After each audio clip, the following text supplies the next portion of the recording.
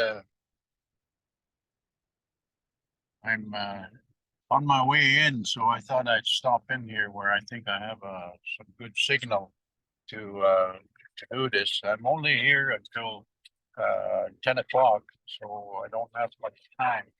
And so I understand we're talking about race, we're talking about ethnicity, and so I'll speak to that as much as I can. And so I guess normally we start with the smudging. I'll do the smudging at home. So, but I'm in my truck right now, so I'll just continue. Um, I already done a little bit of smudging at home, and so I'll go on that. What I'm going to do is I am going to uh, I'm going to be I'm going to turn off my camera.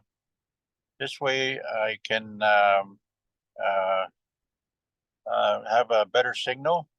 So if I'll do that right now, and then I'll just continue talking. Okay. So am I coming through okay? This Mr. Crier. okay, thank you. I guess we have 8 participants that I see, and what I would like to do is have everybody introduce themselves, and the and one of the ways that I break down ethnicity is what particular tribe do I belong in? Because we'll be using the word totem. You know the word totem. And so totem is a term that means I'm of a particular clan. I'm of a particular tribe, and so the I'll start. My name is John, and my particular clans are the people of the bear, and which is what Bear Hills is known as. Where people of Bear Hills are known as Musqueam, people of the Bear Hills, and also because the bear is a central figure in one of our main ceremonies, which is the Sweatlot ceremony. The bear is a very central figure in that ceremony, and then also the what was once known as Rocky Mountain Crier. That's the origin of a lot of the people of Musqueam,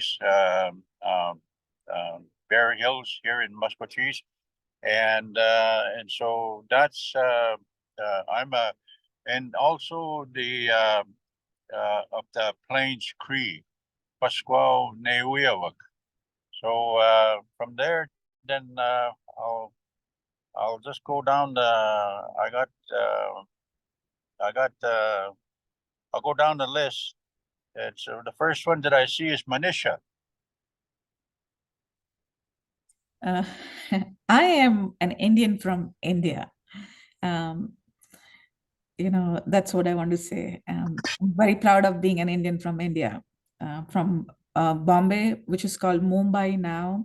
Mumbai is name of a deity which created Bombay or Mumbai now. Hi. Thank you. A. Morin.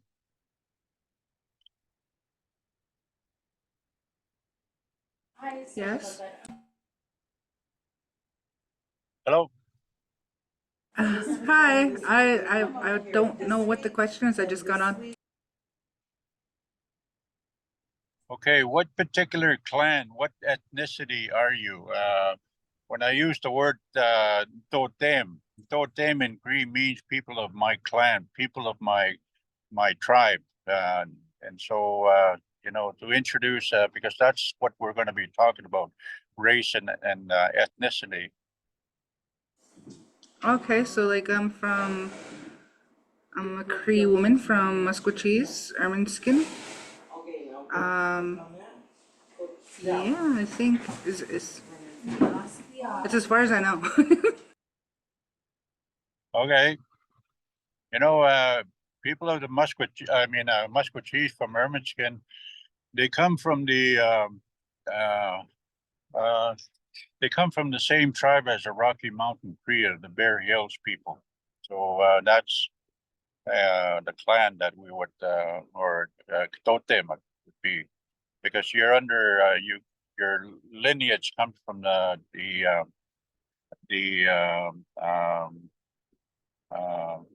who was that chief that signed the treaty? I think it was Cipriano, Ermineskin, yeah. So you're from that clan. Okay, the next one is Charlene Peters. Hello, can you hear me? Yeah. Hi, I'm a Cree woman. My mom, was from Fort Chipewyan, Alberta, and my dad was from Little Red River Cree Nation in Fort Vermilion area. Okay.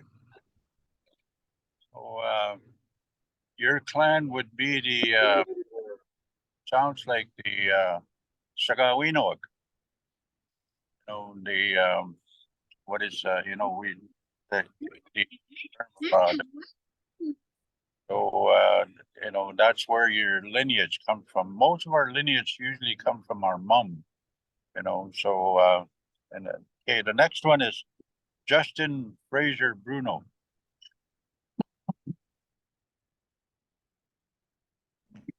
Hello, can you hear me? Yeah, we can hear you. Okay. I am Samson Nipsikopaku. I grew up in Pigeon Lake.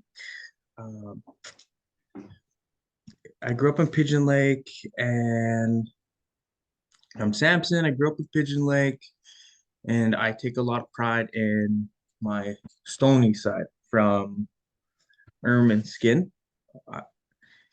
And my other relations are the Potts and the Rowans from Pigeon Lake.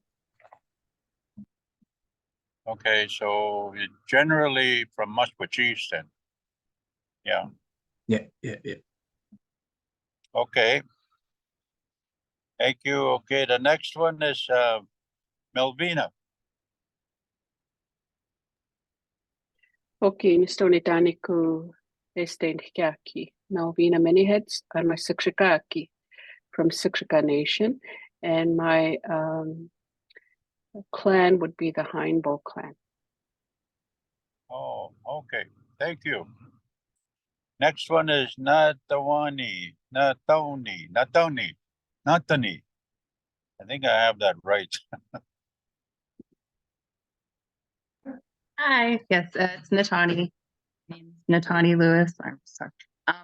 My mom's from Samson, and my dad's from Siksika. And then I think my mom talked about the Turtle clan, but I actually have no idea. I'm new to this stuff, so I don't know. Okay, the Turtle clan is a really broad spectrum clan, because you know, when we say the Turtle Island, you know, it's the huge percentage which have people who are closely related with the Cree and the Anishinaabe. Okay. And Nicole's phone.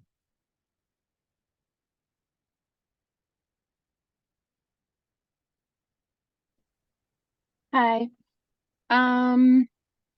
So my family's from Papa Chase, which is an currently an unrecognized nation. So we didn't grow up with a lot of, I guess, history or knowledge of our family base. So I self-identify as a Métis from Métis Nation.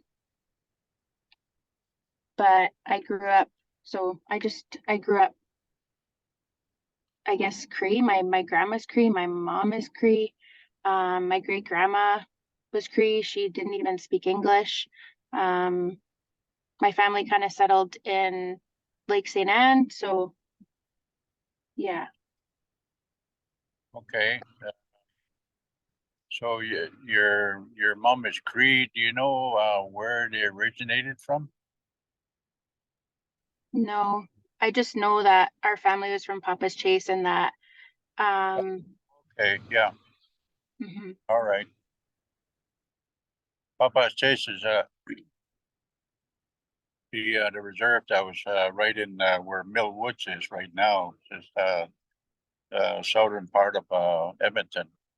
So they were forced to give up their land, and so they kind of migrated into different other bands. You know, they joined other bands. So okay, the next one that I have is Vanessa. Johnson. So what are we telling you? You're where we're from? Yeah, what is your lineage? What is your clan? Totem, you know, when you say Totem is my clan, you know, which particular tribe did I come from? Oh, that's interesting. Okay, so Namusum Ferdinand Omioso is from Neasqueyak, little child family, and then Nokum, maternal side, right? Nokum Fun Mabel Omioso, Kickin' Woman is from Browning, Montana, and both my parents, so my dad's, they're Blackfeet as well. And one of my great grandparents is Molly Blood from the Blood Reserve. So I'm more Blackfeet than I am Cree, but I identify as Cree. Okay. Okay, thank you. Is there anyone else? Did I miss anybody? I think I have everyone here. So anyway, you know the word, the common word we use for, you know, in the West Coast we call them totem poles. You know, totem poles are they tell a history of a particular clan. You know, the word totem, you know, really means clan in Cree. You know, so that totem pole is really it was a Cree word that was borrowed to describe the poles, you know, that they carve out in BC. And so each particular totem, you know, the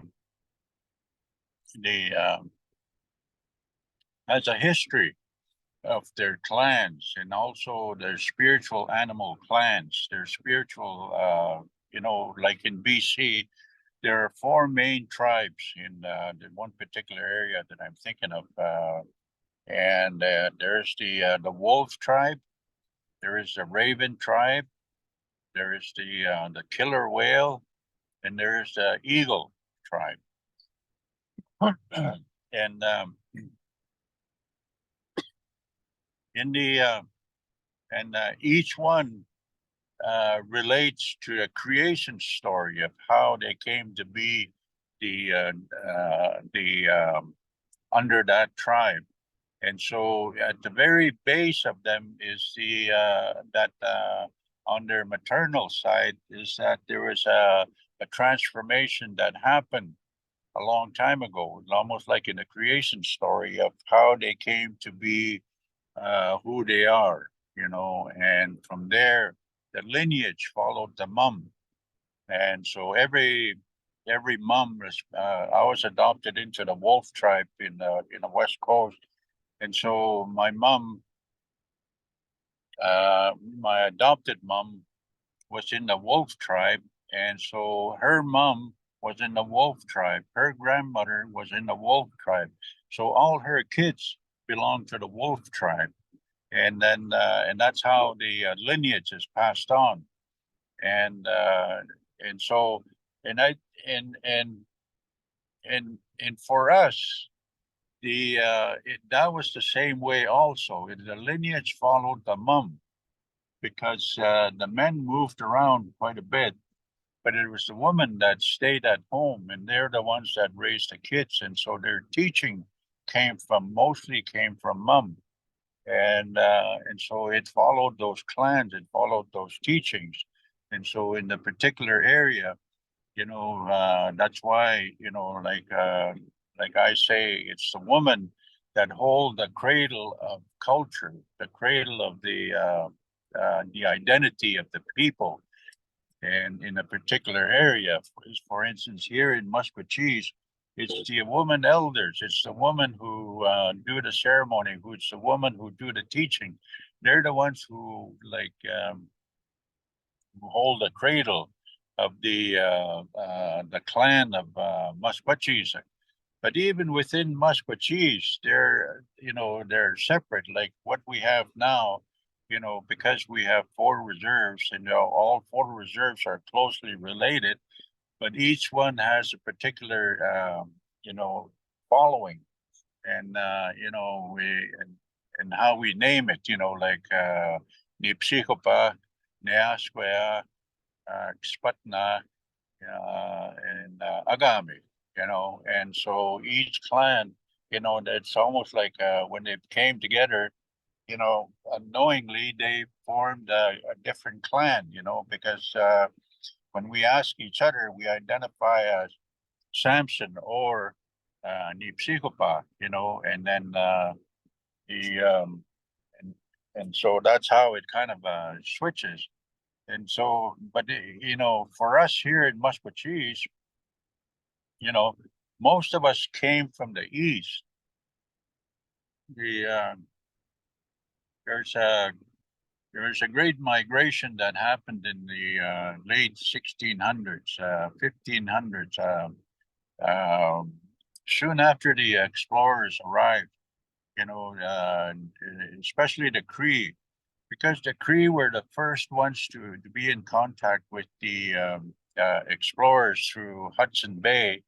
They were the first ones to acquire the trade goods. And that's how the Iron Confederacy came about. Is that they were the first ones to acquire the metal pots and pans, metal knives, metal and guns, metal traps, and so then when they started moving westward, it was the Cree that became the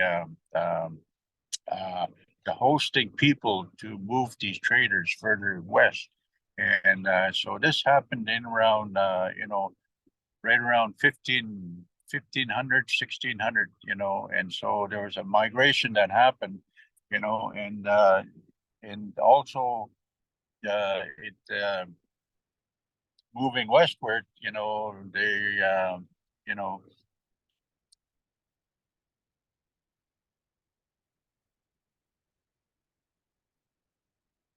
they acquired, different, new identities, like what has happened in Musquechies, because, the people from Montana Reserve, they went south and then they were sent back, and so they, now they make their home in Montana, and then at the same time, then, because of they've been here for a long time, it's a slow identification of a particular group of people, and initially they were known as, I believe they're Chippewa Cree, and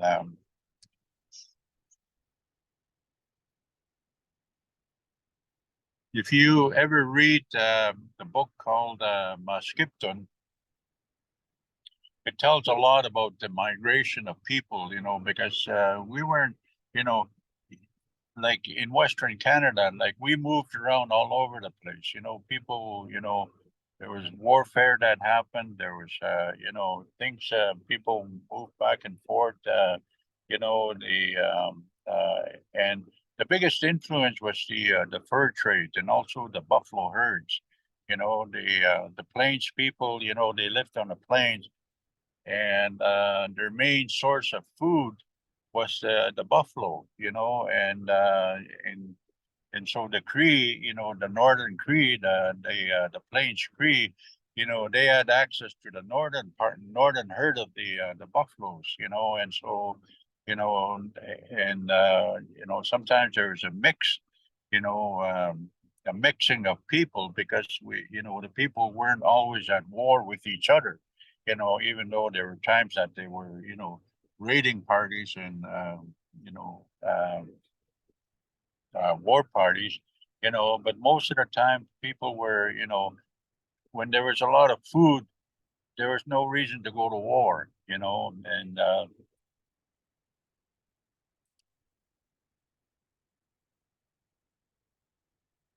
you know, and then even the Cree and the Blackfoot are related because there are some words in Blackfoot that are the same. For instance, the word "be" in Blackfoot is "amo," and that's the same word that we use in Cree for "be." It's "amo," you know. So there's some words that are really close, you know. That you know.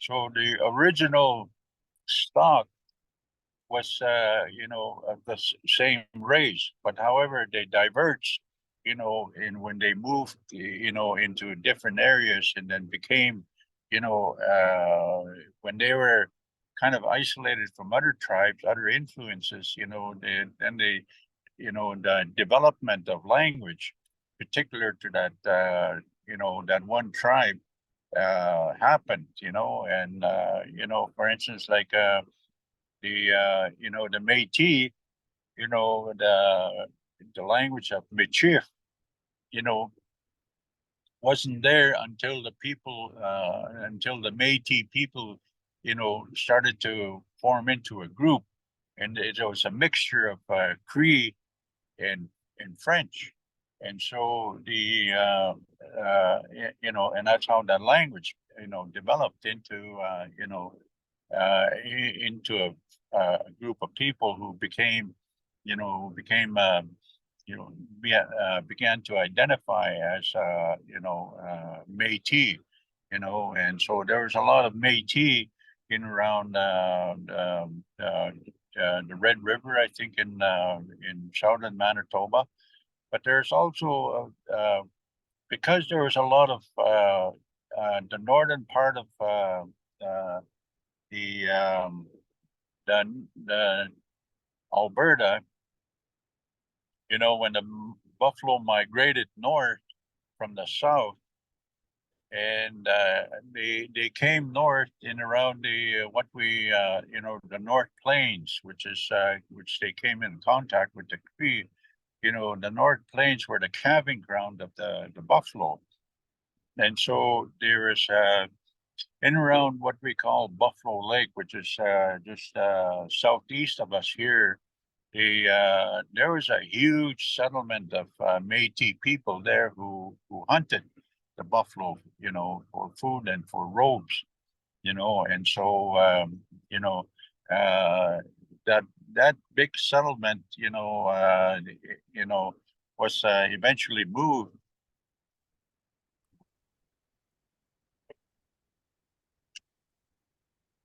It was eventually moved from where they were around that Buffalo Lake region. A lot of them were moved north into what we now call the colonies, like yeah, what's that colony just north?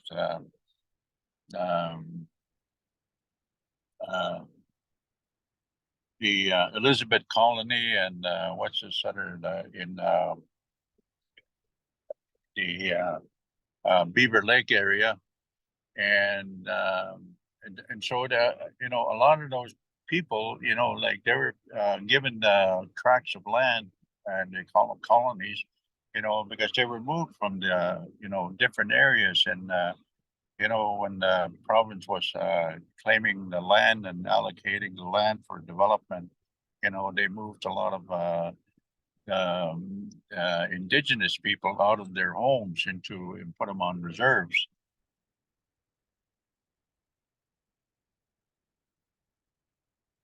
And so now those reserves and the colonies begin to form an identity of their own. And so, you know, the identity, ethnicity, and the peculiarities of a group of people began to emerge, you know, and that's how, you know, people diverge, you know, from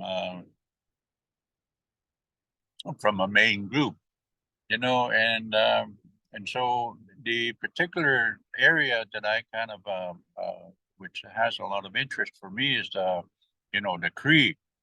You know, each group of people, like we all have a different name, you know, and that name has an origin.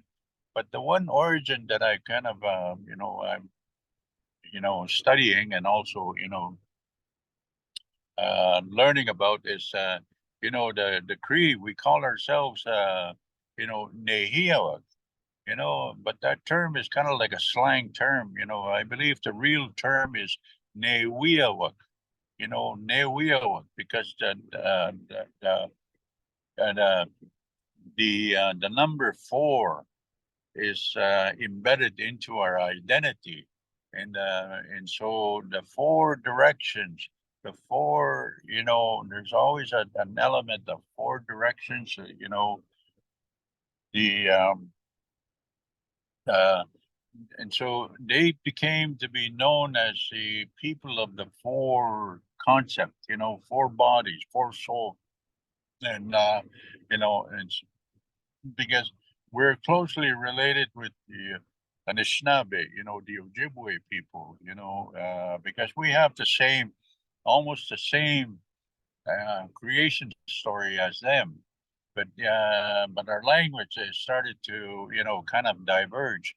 But you know, for myself, if I listen long enough to the Anishinaabe people, I can begin to hear and understand what they're saying, you know, and so the you know, so our language basically at some point was the same language.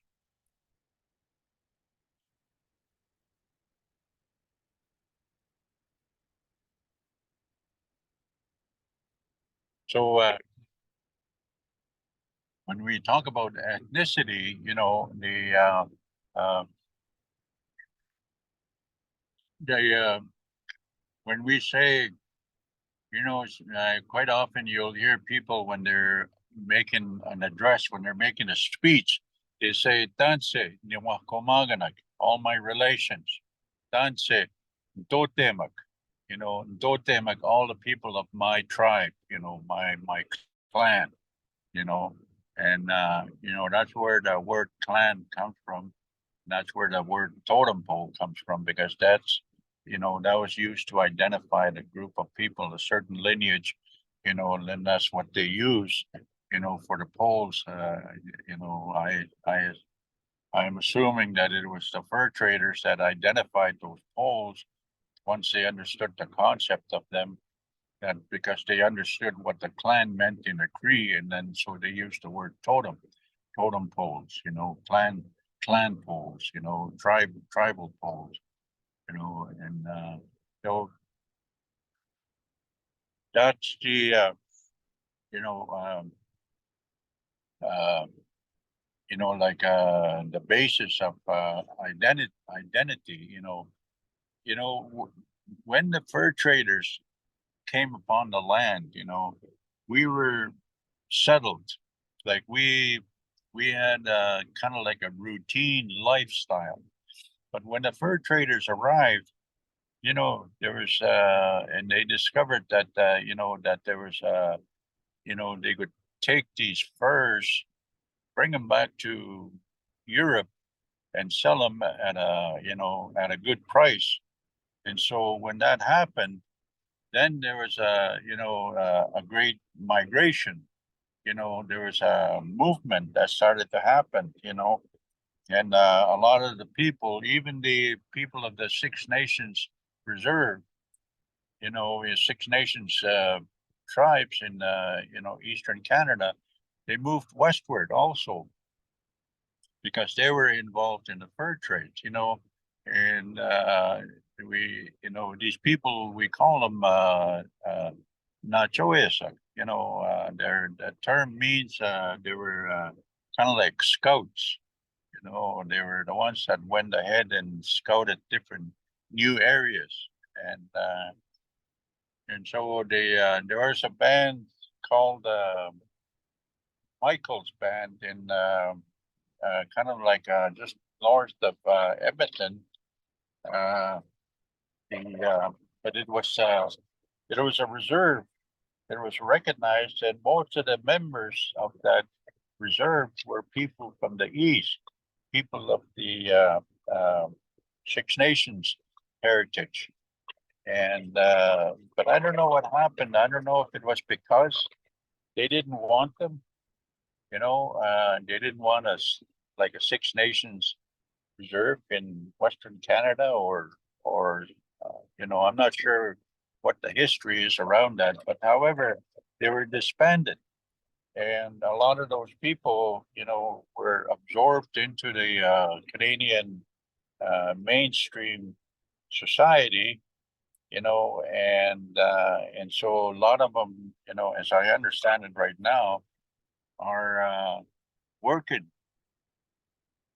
to get their identity back, to get their reserve back, to get their reserve and their identity established under the Indian Act again, you know, so they could claim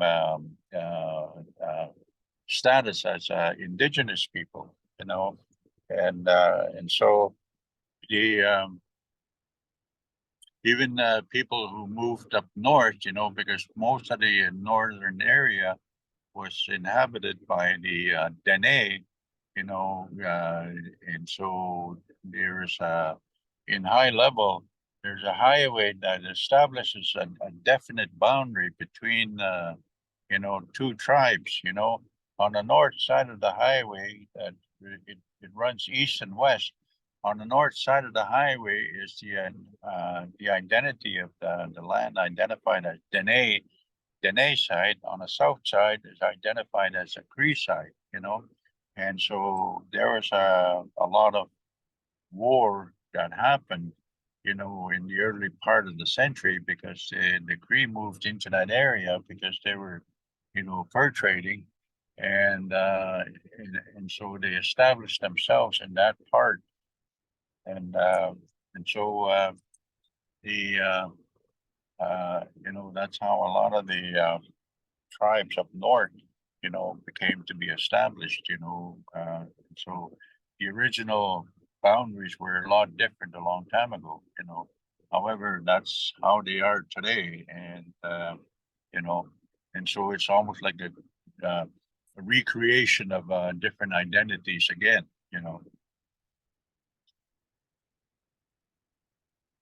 So our race, you know, is Indigenous days.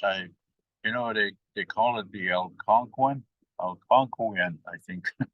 You know, and then there's another tribe that, you know, I'm not sure, you know, it must have been the, I don't know if it was the um, biologists or archaeologists, the people who had made that identification, you know, and so we're a race of people, like an Indigenous people. We identify in different groups, and within those groups, we have these subgroups also, you know, which, you know, in that term, you know, like you know, like in the Plains Cree, you know, like I think different clans eventually began to have their own uh, uh, identity as clans, which is where we are today. For instance, like we have people from Saddle Lake Reserve, which are known as a clan of, you know, the people of Saddle Lake Reserve, you know, and then we have the Sunchild Reserve. We have, you know, and so the identity of clans is, you know, now being identified as what reserve you're from, you know. And then the unfortunate part is that if you don't belong in a reserve, then you don't have the identity. You know, that's where a lot of the frustration, the difficulty comes for a lot of people because they're not, you know, identified as coming from a particular reserve, especially the Métis. You know, they're not identified as. But however, there's a lot of Métis that have, you know, the connection into, you know, traditional Indigenous lineage. You know, however, the government, because at some point they made it a point, you know, because they were determined to do away with the identity of being Indian, you know, and so they did not want to recognize a lot of these connections and lines, historical lines of lineage that had, you know, that the people had, you know, and so, and that's still in existence today, you know, like, for instance,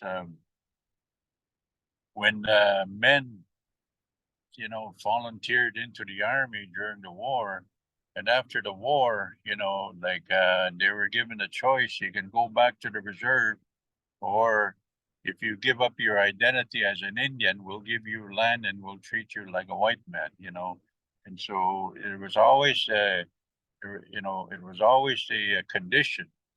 If you want resources from the government, then you have to give up your identity as an Indian, you know, because it worked well for them, because then there wouldn't be anyone around to claim land as an Indigenous person, you know, if they could get rid of all the Indians, or at least get rid of all the Indians on paper, not physically, you know, but on paper, then they wouldn't have anything to make a claim on, because they were no longer identified as Indigenous, you know. And so you know, that's where a lot of the turmoil that is still happens today. There's a lot of you know, there's a lot of Métis people who are, because their moms didn't register them, you know, now they're identified as Métis, as you know, non-status, and so that creates a lot of hardship, you know, especially with treaty entitlements that you know, that the treaty people have. You know, if you're not treaty, you're not, you know, you don't have these entitlements, you know. You know, that makes it really difficult for a lot of people like that, you know. So the however, you know, the mythology, like in when people do ceremony, they don't identify, you know, our ceremonies are, you know, come from these different clans also, you know. For instance, like the ceremonies that happen here in Musquecheese are very similar to each other. And then the ceremonies that happen to, let's say, coming from Saddle Lake Reserve or Frog Lake Reserve or Cahuman Reserve, you know, the Sunchild Reserve, you know, are very similar, you know. So it gives you an idea that these groups, you know, you know, and also these groups are come from basically the same stock of people, you know, the same clan of people. Because if you listen to how Cree is spoken in these areas, you know, we speak almost the same. We have the same the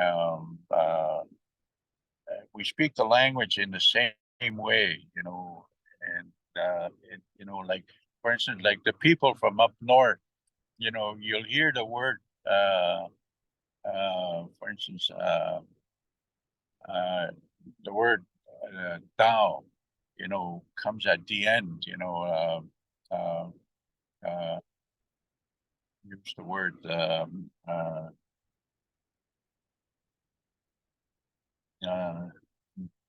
Ndoa Tao, Ndoa Tao. That word comes from, up north. Word, the ending is Tao, but in the Plains Cree, we say in Ndoa Ta Chick, so the word, that sound chick, is prevalent in the Plains Cree language, and the ending of Tao, really prevalent in the language of the Cree, the Bush Cree up north, and so there are differences in language, and so Musqueam, the Sunchild, the Enoch, Alexander, Saddle Lake, Frog Lake, Kihuan, and the the reserves in northern Saskatchewan, around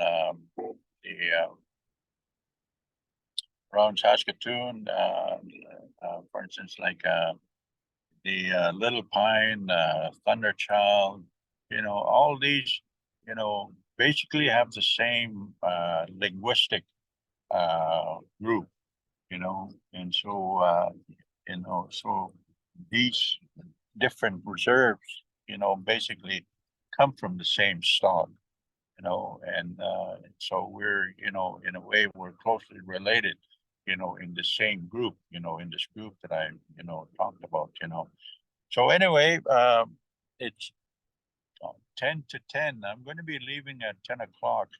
And so before I leave, I see there's Michelle Soto, Tanya Eagletail, Tennille Ermineskin, and so I'll ask you guys then to kind of introduce your lineage. Where your clans come from. So I'll start with Michelle Soto.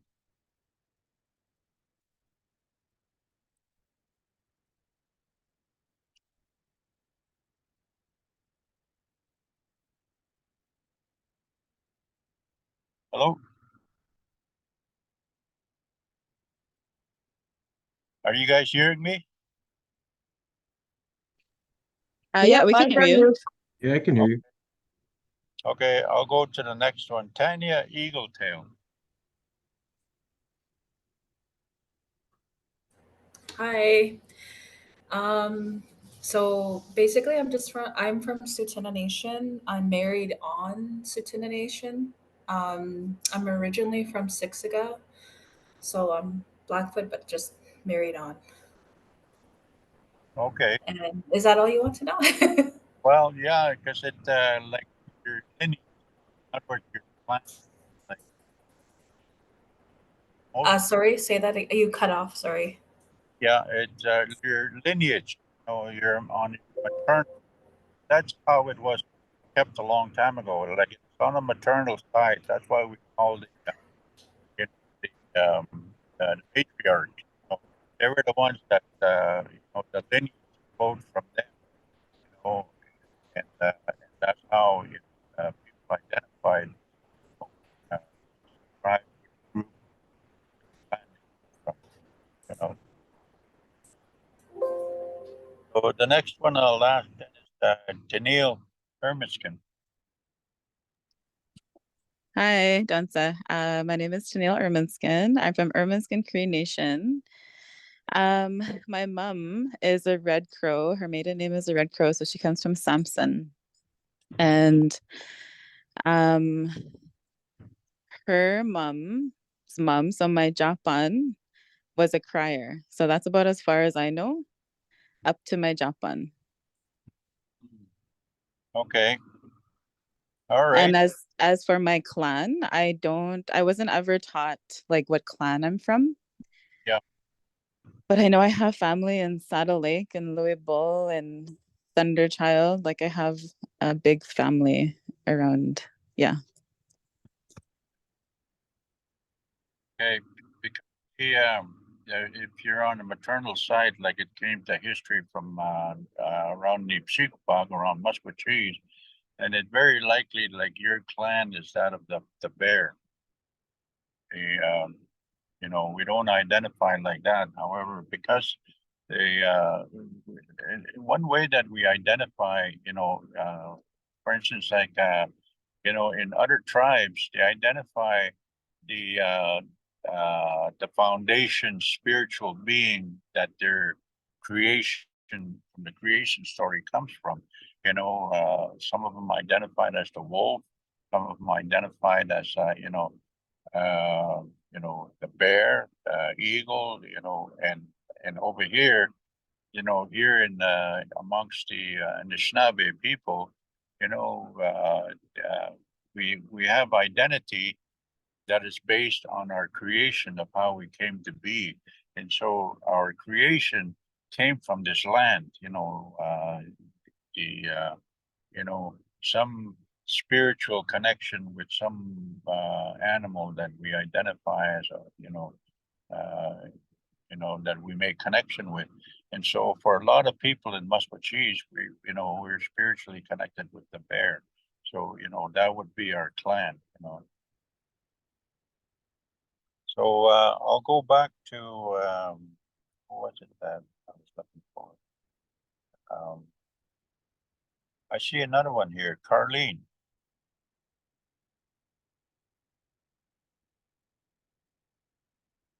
Yes, hello, good morning, John. Yeah. I just logged on. I'm just gonna be listening for today. Are we opening with anything? Yeah, what clan, what tribe, what my lineage comes from on a maternal side.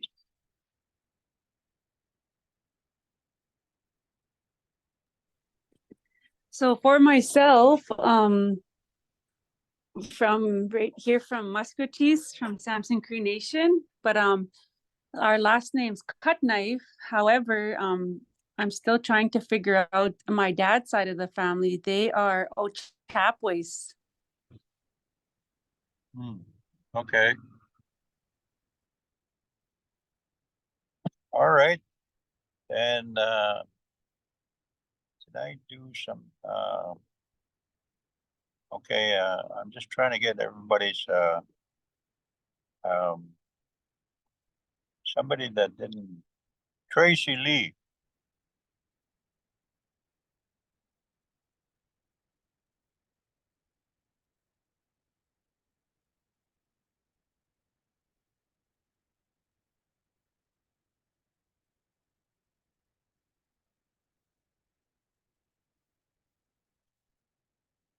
Mr. Crier, Justin has raised his hand. So is it okay if he can share what he wants to share? And Tracy is saying she cannot access the mic.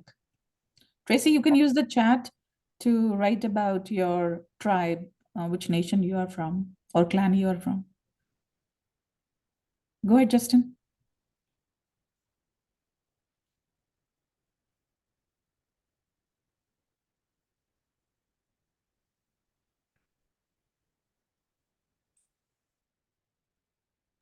Can you hear me?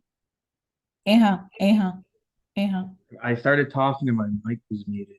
We're talking about lineage on our maternal side, and every time we get to listen to John, I keep telling myself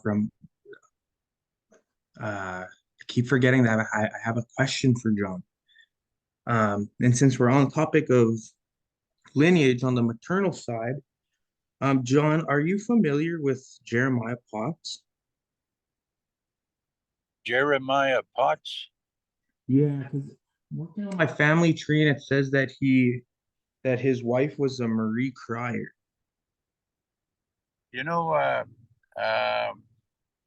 that name, that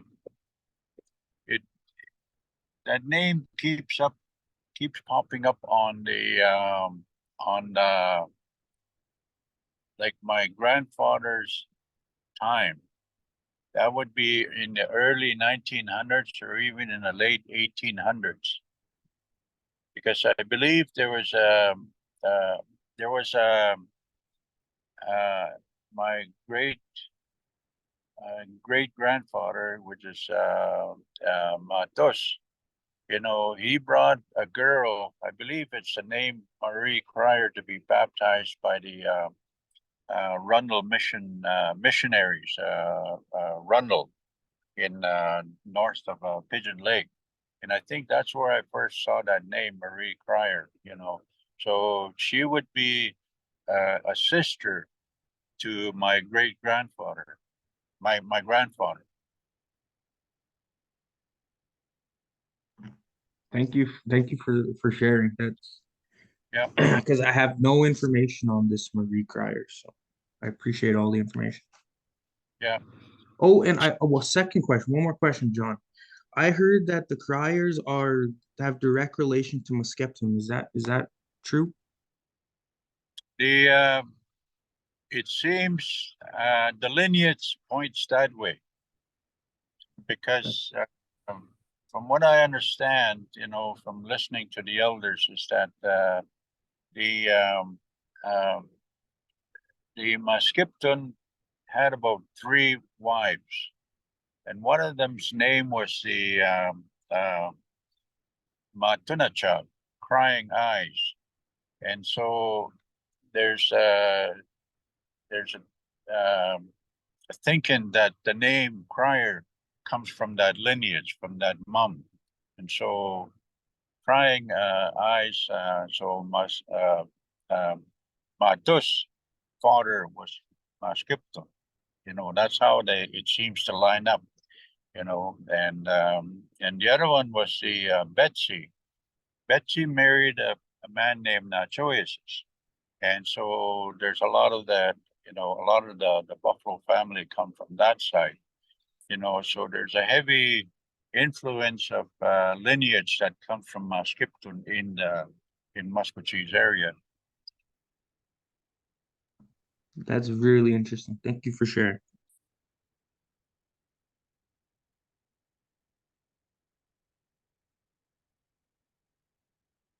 There's I once talked to an elder named Fred Bruno. He's passed on. But before he passed on, he called me to his place, and he said he wanted to tell me a story about my great grandfather, which was Matos, the son of you know, what he said was the son of Maskipton, and so he said that there was an old lady. Her name was Crier. That was buried just across the road from where he lives, and he pointed to the mount of kind of like a mount of a little like a small hill, and he pointed and they said that's where one of your great grandmothers was buried, and I'm just wondering if that was the one, either because there was a Crier, kind of like a matriarch from the family who had been killed by the Blackfoot and had been buried on the land there somewhere. And then, and so whether that was that late, the one we were termed Marie Crier, or the one that was termed Crying Eyes, you know. So I've never been able to verify, you know, which one it was, you know, so.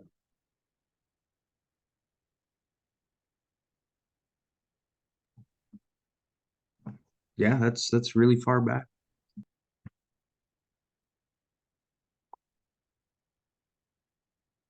Okay, I am ready to go now. So